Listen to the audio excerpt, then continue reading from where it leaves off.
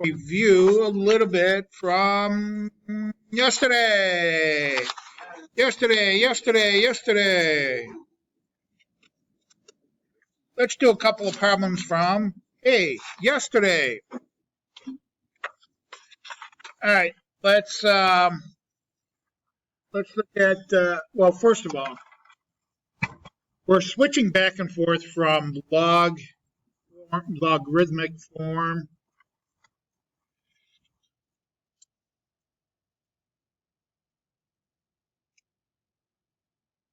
to exponential form, right? Did a lot of back and forth because we do that because some problems are easier to do in exponential forms, other problems are easier to do in log form. Sometimes you have to use one to undo the other, just like we have to subtract to undo addition at times. Okay, so exponential form. And this is a form that you guys are mostly have dealt with, right? Exponential form, which is, I have a little b, which is the base, and I have a little x here for the exponent.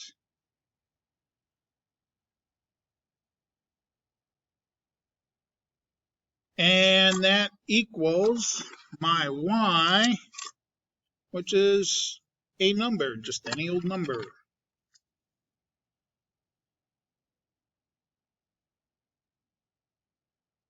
Remember, variable's definition is a value. All right, log form. Well, I need a log. So there's a log. It also has a base, and we put the b subscript there. That's my base for the log. And then next is our y, right? There's my y, my number. Then I have my equal sign. And that equals my x, which is the exponent, right?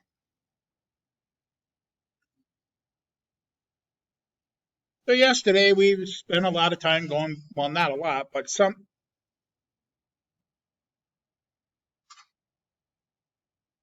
Nothing. Just wondering what you were doing. We spent some time going back and forth.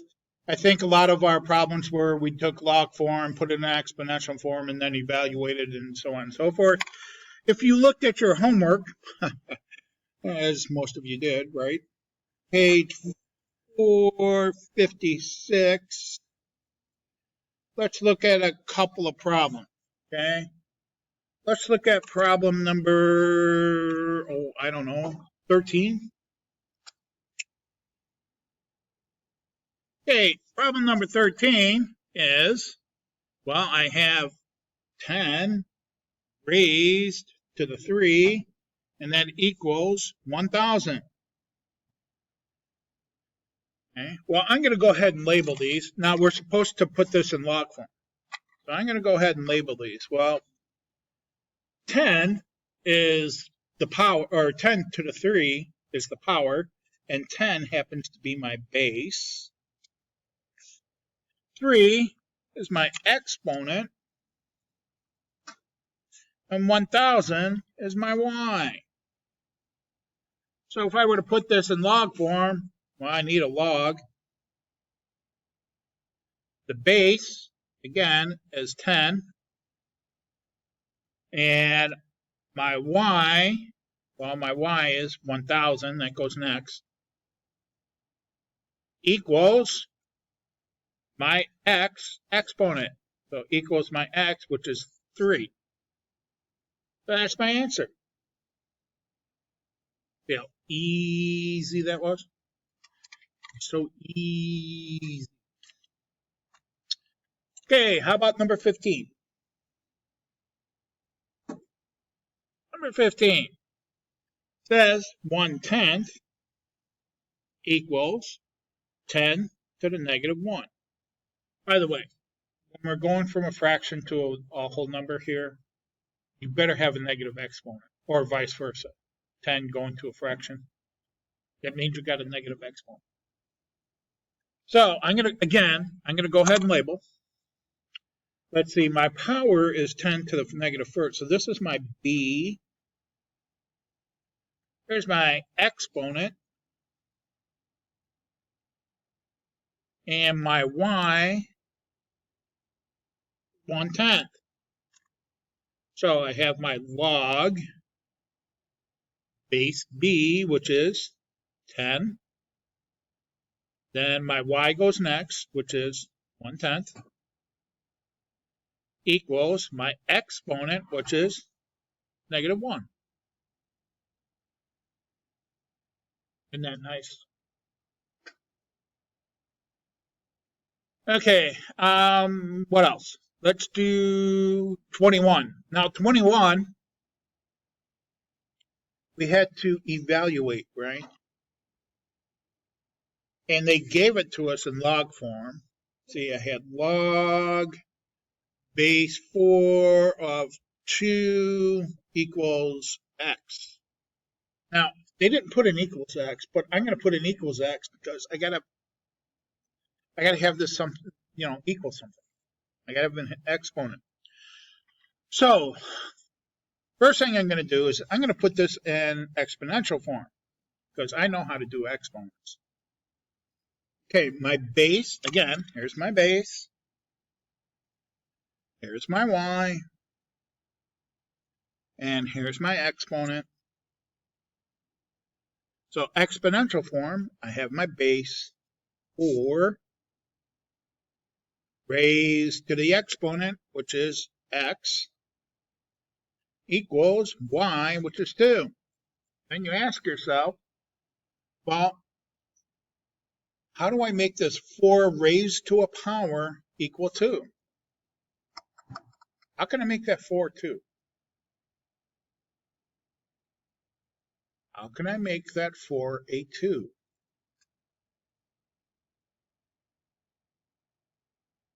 Boy, you awful thrilled about this whole situation.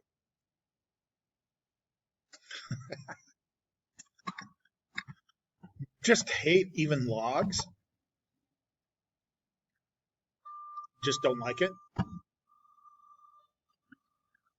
I don't like math either. In fact, I hate kids too. I got a double going on. All right. Take the square root of 4. Gives you 2, right? Well, as an exponent, we can write that radical as a power of 1/2. So I'm going to make my x a 1/2, which all that means is I'm going to make a square root out of the 1/2. So x equals 1/2. Okay. Questions? Comments? That was yesterday. Ready for some funner stuff today? Look at the smiles on all your faces. Do I mean what? Oh, I don't know. I just thought it was funner. I tell you what. After the lecture, you tell me whether it was hard. Okay. All right. So part 2. Using inverse properties. Now, I'm not really sure what they mean by inverse properties. I look at this. Well, I guess it's a technical term. Just what that really means is that log form undoes exponential form, just like exponential form undoes log form, just like subtraction undoes addition. Okay? That's what that means. Now, let's take a look at number 17. Look at this. I have a log base 6. That's my log form. And then I have the power 6 to the 3rd. Well, that's exponential form. I really have log form and exponential form. I just told you they canceled each other out, right? So let's cancel each other out. Log base 6 is going to cancel out the base 6 in the exponential form. What am I left with? 3. That was hard. How about number 18? Yeah, the 5 cancel. The 5 is acting like a base of a power, right? And actually, the exponent is log 5. Cancel each other out. My answer is 13. Guys, remember the natural log? E and ln cancel each other out. Look at that. Bam! I get 15.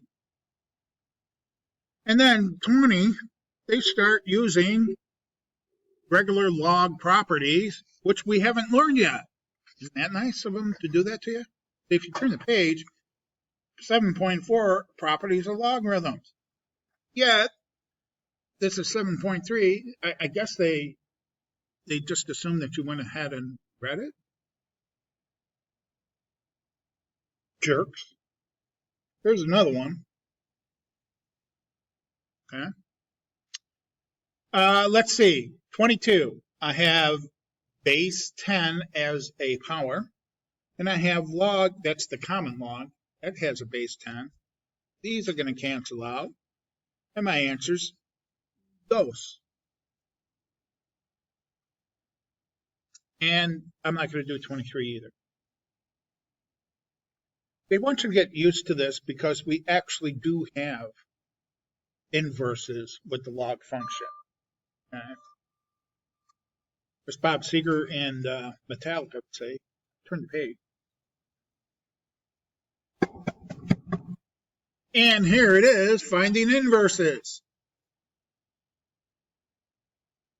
Guys, remember how to find inverses? Remember the steps? I bet you.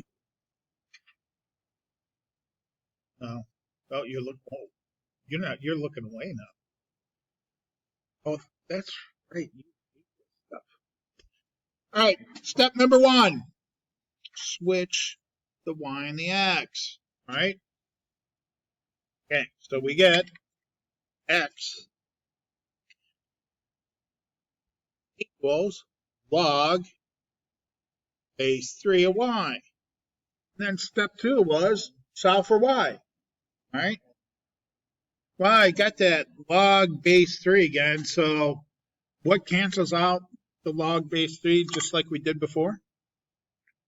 Making an exponent of 3, right? So if I put a 3 there, well, that is now base 3 cancels out log base 3. But don't forget, whatever I do to one side of the equation, I have to do it to the other side. So what am I left with? 3 to the x equals my y. Don't forget, we're finding the inverse. What's the symbol for the inverse? That little -1.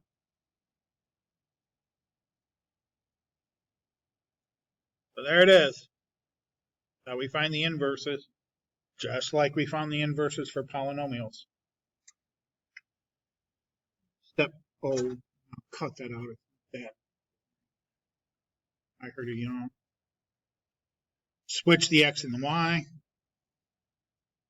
So I get x equals, this is common log of y. What's the base for the common log? That's right, 10. That's going to cancel out the common log. And I'm left with 10 to the x equals my y inverse.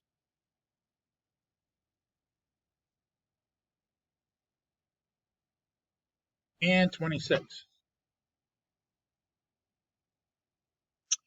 Which the x and the y. So I get x equals ln of y plus 1. I have to undo the ln log. Remember, e cancels out ln, so I have e to the x. So e to the x equals y plus 1. Still have to get y by itself. So I'm going to subtract 1 for both sides. These are unlike terms. E to the x minus 1 equals my y. And that's the inverse. Don't forget your little minus 1 symbol.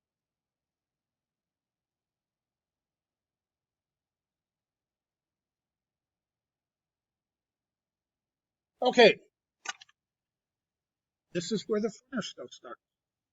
You guys love graphing, right?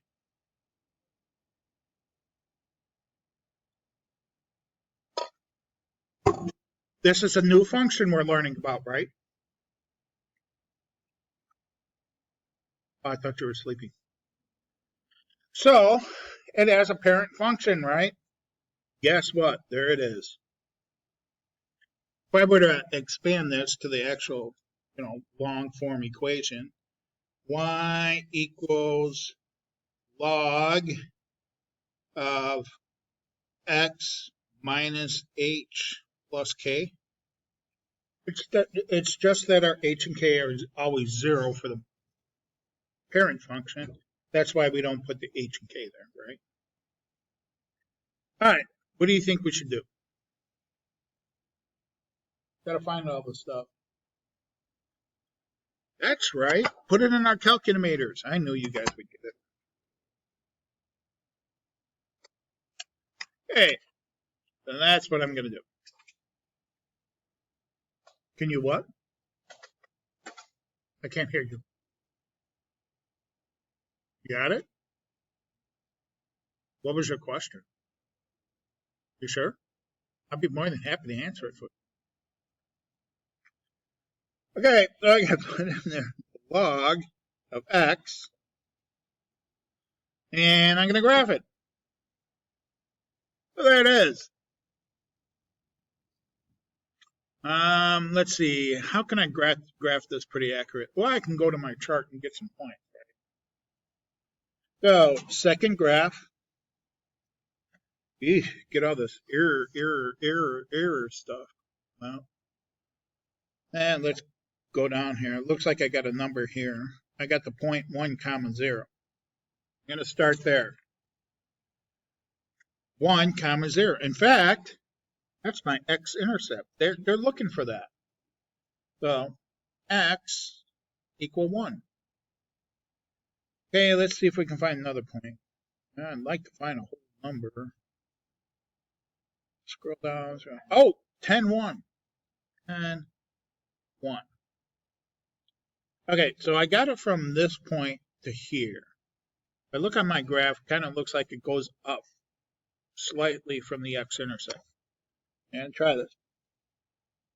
So it goes up slightly from the x-intercept, and it goes on forever and ever and ever. Okay. Now, I got to find out what happens to the left of that point.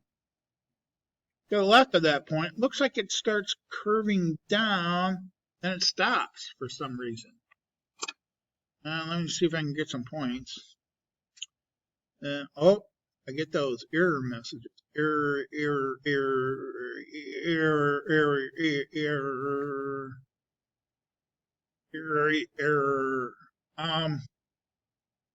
Huh.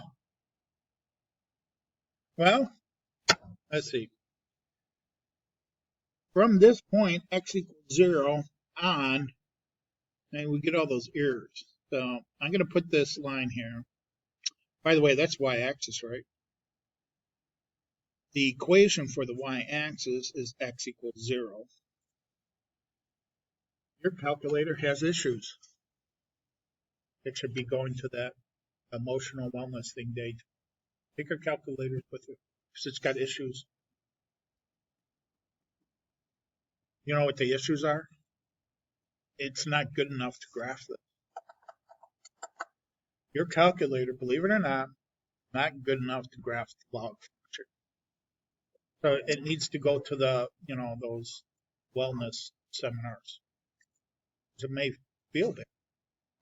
Yes, sir. What you have to do is, while it's true that it never touches or crosses that x equals 0 line, it gets as close as possible to it forever and ever and ever and ever. Okay? You have to put that line in there. If you don't, you get the graph wrong. Take off. What happens is there's just not enough pixels in your calculator for your calculator to put that line in there. Now remember when we were doing decay and growth, exponential decay and growth, we had that horizontal asymptote where it would come down, try to cross that line, go on forever and ever. And logs, because they undo each other, it has vertical asymptotes. That vertical asymptote in this problem, the parent function, is x equals 0. Okay. There's no shifts in here because this is the parent function, so there's no transformation. The domain and range. For the exponential function, the domain was always what? Negative infinity to positive infinity. That was the domain.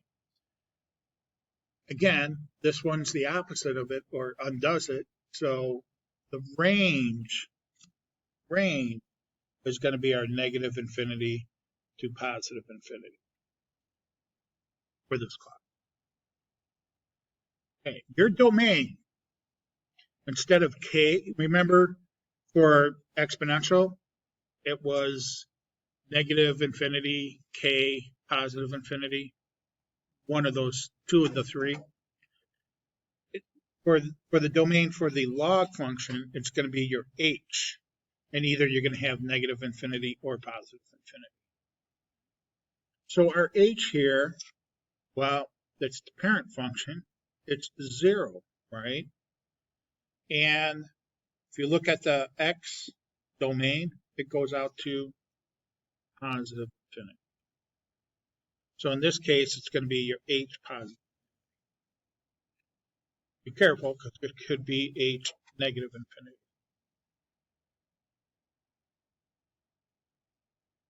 All right, let's look at the next three problems. Now, you could use your calculator and do all this, but focus on that point there, that 1, 0, okay? Focus on that point, 1, 0. 28. What are my shifts here? Now we're in the parentheses, so we're looking at the h here. Remember, h is opposite the sign. So what am I shifting here? Left 1, right? Left 1. So if I was starting at 1, 0 for my parent function, I'm going to shift it to the left 1. Huh? I can't hear you. Well, so we know that this kind of goes off to, and actually it's 9, 1. I don't, if you just estimate that, we know that graph goes that way. But since we shifted that point, this point, 1 over, we need to shift that vertical asymptote over 1. Okay, so that vertical asymptote is going to go shift from 0 to negative 1.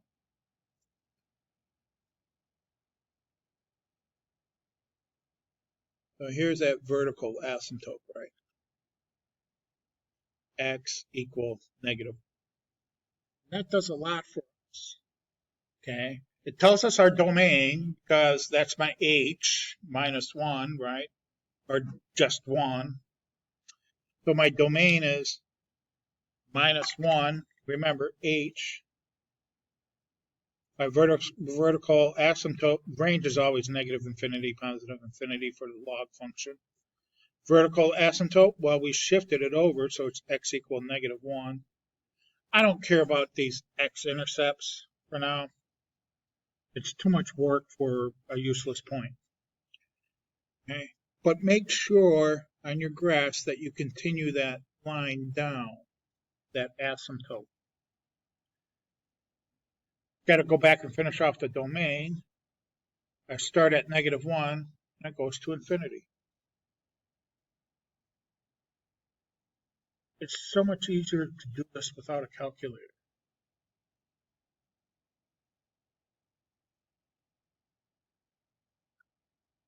What am I shifting in 29? Up 4. So again, we're at 1, 0, so I'm shifting it up 4. 1, 2, 3, 4. So it starts there, goes off to infinity. Now, my vertical asymptote didn't change. It didn't shift left or right. So my vertical asymptote's going to stay at x equals 0.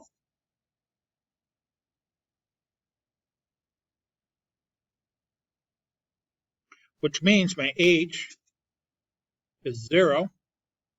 It's going to positive infinity. And the range is always negative infinity, positive infinity. And all I have to do is finish the graph. Yo, it's easier than using a calculator. What about 30? What are my shifts? Okay, here's my 1, 0. So I'm going to go to the right 2. 1, 2, down 3. 1, 2, 3. So I know it goes off to the right here. And it's going to go one more. There's my asymptote. 1 to the left.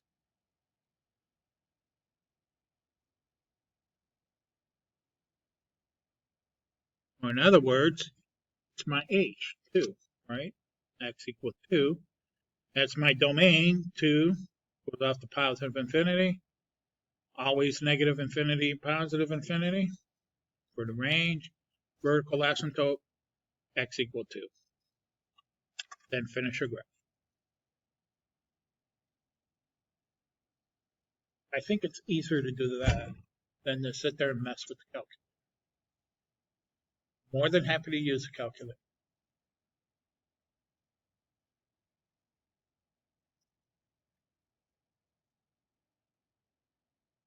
Questions, comments, concerns? Okay, so on your homework, you can finish the bookwork. Now remember, do we have class tomorrow? Do we have this class tomorrow? I'll probably do properties.